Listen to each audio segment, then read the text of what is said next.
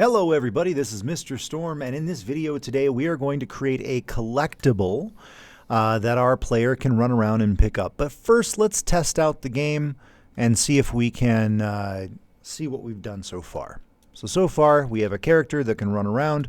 He can jump. Ooh, if he hits the spikes, he starts the level over. Okay, perfect. So now we want something inside this level that allows us to pick up. Ooh, hello. I think I need another platform there. All right, we'll fix that later. So we need some collectibles within this level. Alrighty, so the first thing we need to do is we need to create a new scene. And let's use area 2D as root. Area 2D. Click create. We're going to rename this to, you can rename yours to whatever your collectible is called. I'm going to call mine battery because that's what my collectible is going to be.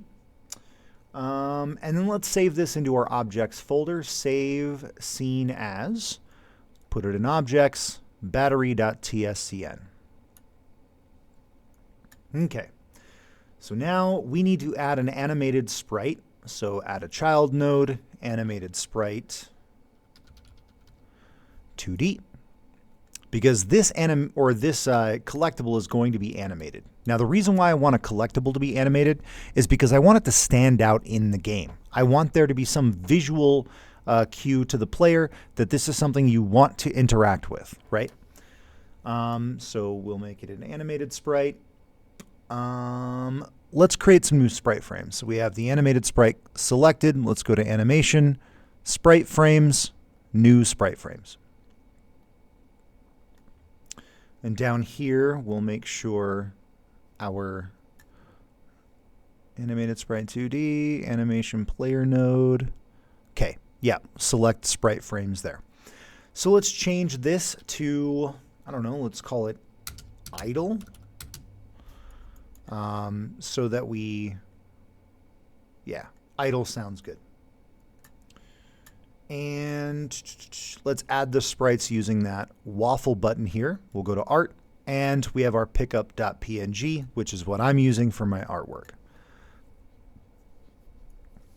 I only want one vertical, but I want 4 horizontal, so that should work. Let's zoom in here. And I want to select all of these frames because we're just going to play this continuously. Add 4 frames. And let's go ahead and play it and see if we like it. It's pretty decent. And that'll just keep playing forever, right? I just want to make sure that that is set to loop, which it is. And that'll just play forever while my battery is in the level. It's really super easy. And we don't even need to, I mean, we're going to do one thing in the code to start it playing. But other than that, that's it. Okay, let's create a collision shape around this so that we can get rid of our errors and so that our players can collide with it.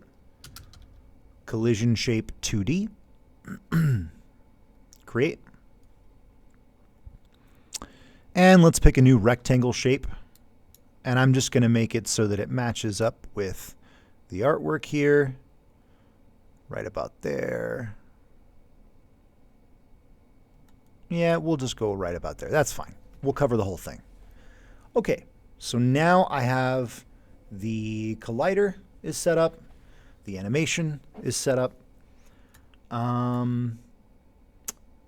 Let's add a script to this thing. That's the last step for building this collectible. So we're going to add a new script. So let's click the attach new or existing. We can call it battery, whatever we want to call it, that's fine. But I want to put it in my scripts folder so that everything is organized. And we'll click open and create. Okay. The first thing we want to do is we want to play our animation as soon as the game starts or as soon as this object exists in the game. So to make something start as soon as it exists, we're going to use a special function called ready. So the way that works is basically whenever this object exists within the game, whatever's inside the ready function is going to happen automatically. So function underscore ready, open and close parentheses, and then a colon. And so all we want to do is access that animated sprite 2D. Okay. And we're going to play the idle animation. That's it. So whenever my game starts, we're just going to play the idle animation right from the beginning. Okay. Now, we want this battery to, whenever it gets anything, whenever anything makes contact with this battery, we want to have this battery go away. We want it to basically delete itself from the game. So the way we can make that happen is through what's called a collision check. Collision checks are usually handled through something called a signal. Basically, something happened and then a signal gets sent out to the entire game. And so for this, we're going to use the signal called on body entered. So let's click node here. And notice that we have body entered. I'm going to double click on that. And we will connect from itself. Click connect. Now it's going to create a new function within my script called func on body entered. Basically, that means anytime something enters this body, anything passes into the collider, we're going to do something. And what we're going to do is we're going to queue free. Oh, hold on. There we go. What queue free does is it basically says delete this from the scene. So we want to delete the battery itself from the scene if anything touches the battery. Okay? So this is pretty much all the code we need to worry about right now. It's going to be pretty easy to handle getting rid of your batteries once we put them in the scene. So let's go ahead and test it. After I get a drink of soda. Let's save. Save all scenes. There we go. And let's go back to level 1. And let's add a battery as a child of level 1.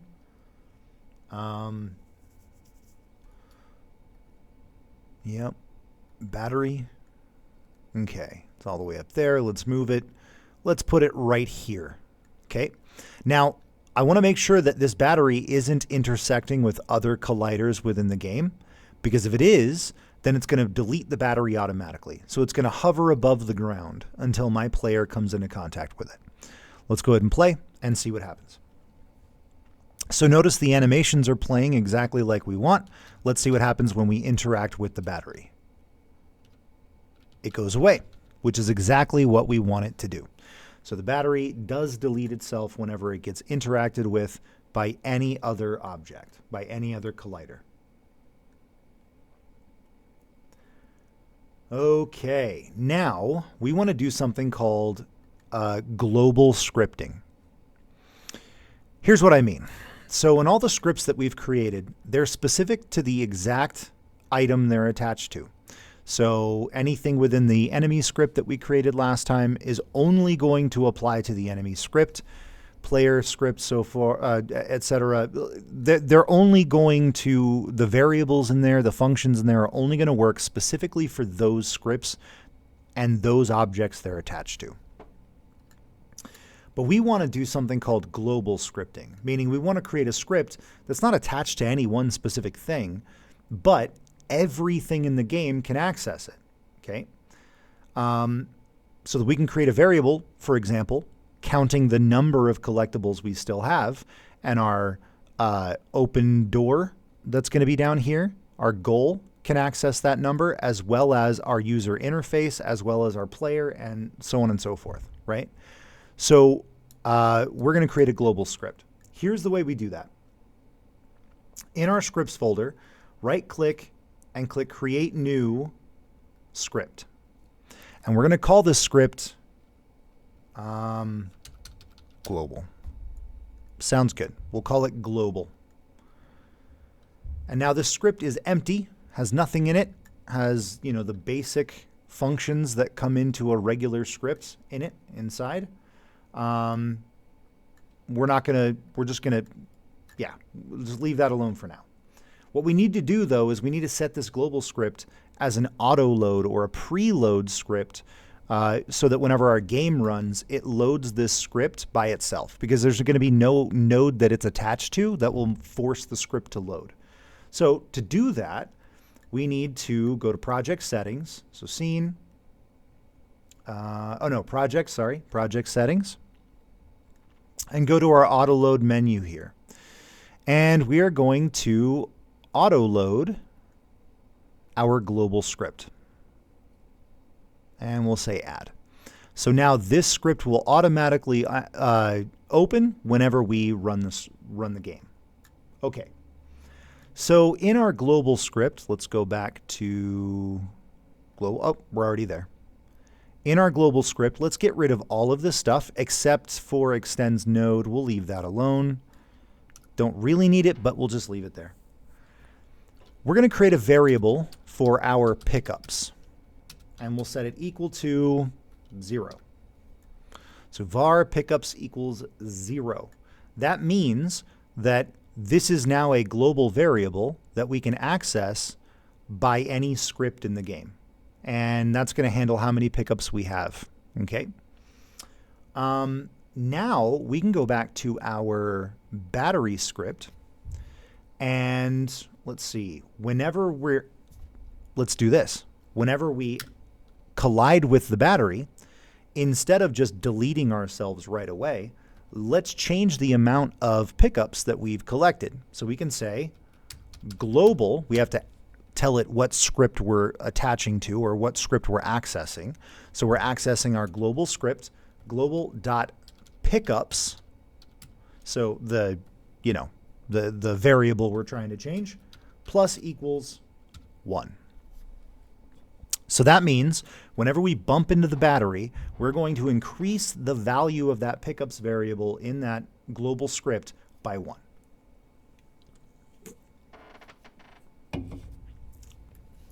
So let's test this out.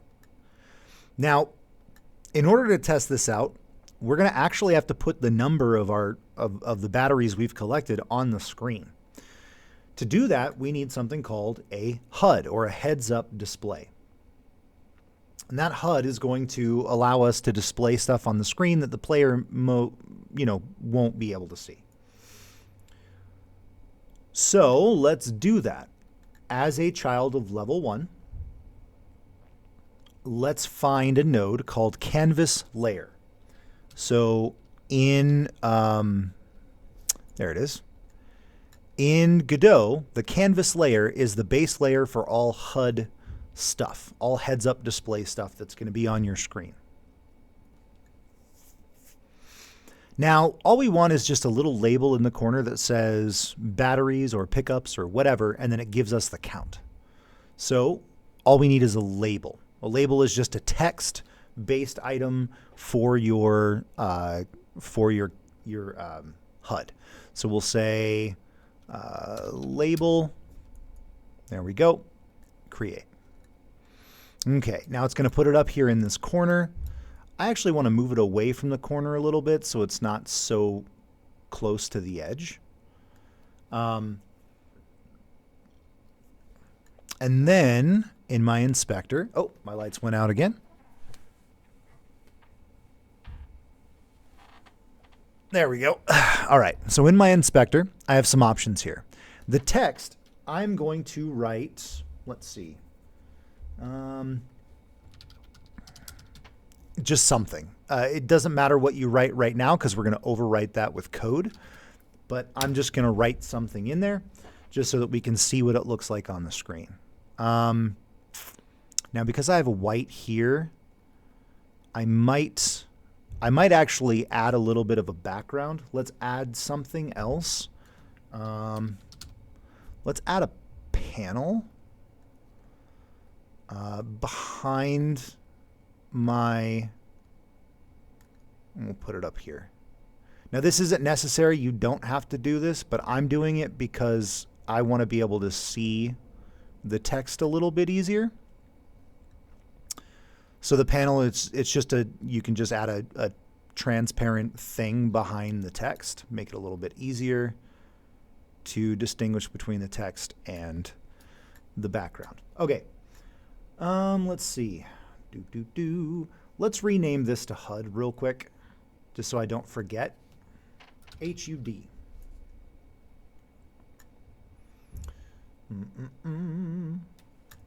And then, you know what?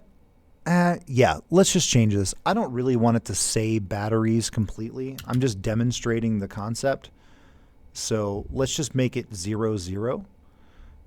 You can make yours more complicated if you want, but I'm just going to go with that. That's fine. So let's add a script to the label itself so that we can change this number programmatically. So label GD, yep, good. Okay, so now we have a label script. Oh, I forgot to put this script into my scripts folder. All I have to do is just drop it down there. Easy enough. Okay, so my label script, let's delete all of this. Oh, except for extends label, we want to keep that. Okay.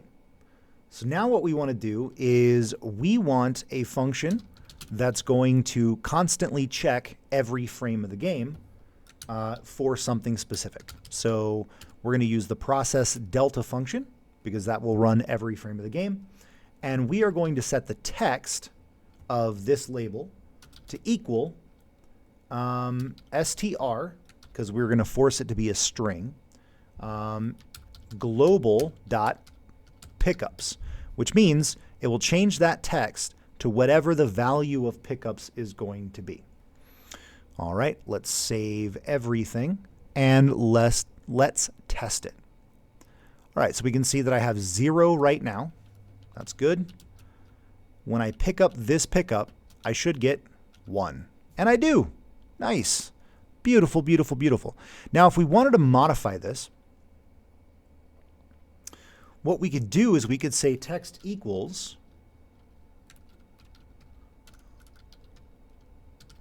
batteries plus string global pickups. And then if I were to play it, you can see now it says batteries 0. My panel needs to be bigger. But it'll change it to batteries 1, right? So actually, let's fix that. Let's go back to my here, and we'll change my placeholder text to batteries 0, 0, so I can get a sense for the size. And we'll adjust the panel so it looks a little better. Okay, let's go ahead and play it. Batteries 0, still batteries 0, batteries 1. Okay, perfect. Now, here's the question. Let's say we restart the level, right? So I'll pick up a battery. So now I have 1. What happens if I hit that spike? Do we think it's going to reset the batteries? Let's find out. It didn't. It did not, right? So here's kind of why that happened. We haven't told our game that we're restarting the level and resetting all the variables, right? What we told the game was we just want to reload the scene. So one thing we can do is we can change the value of our global batteries to something else whenever something happens specifically. So, for example, we can say when we start the game, let's reset the global pickups to be 0. And you know what? We can do that. We'll do that next time. Let's do that when we build our goal. I think we've done enough right now. So that error that we have right there, batteries 0, not resetting, we'll fix that when we add our goal in the next video. Yeah, let's do that. For now, what we can do, since we have a battery that works and everything else is working perfectly, in here where we have enemies, we can create another node 2D.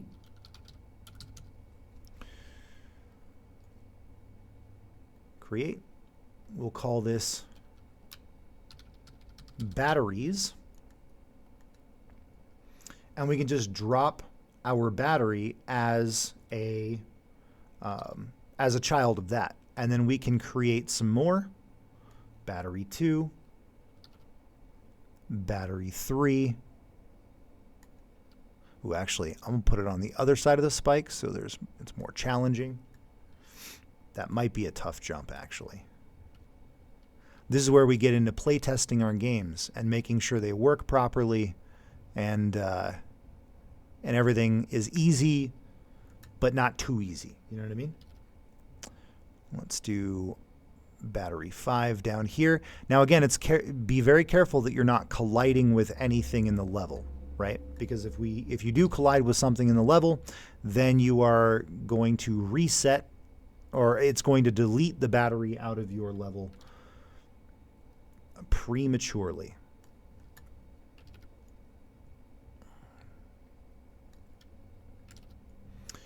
I'm just adding them kind of randomly around the scene. And that's 10. Okay. Yeah, 1, 2, 3, 4, 5, 6, 7, 8, 9. 1, 2, 3, 4, 5, 6, 7, 8, 9, 10. Yep. Okay. So I have 10 batteries in my game. You can set your limit to whatever you want. Just make sure you remember what the number is. Because you're going to we're going to program your end goal. Oh no. And see, look, I've collected 5. Yeah. So we'll fix that bug in the next video. But for right now, we can just keep it. Because we know we still have stuff to do. And I should be done with this video, but I really want to see if I can make... I don't think I can make that jump. I might have to fix that. But anyway, so yeah, that is the goal. That's how we can set up our batteries in the game. And again, like I said, in the next video, we'll fix that one little error and we'll make it so that we can go on to the next level. All right, that's it for me. Let me know if you have any questions, and I'll see you next time.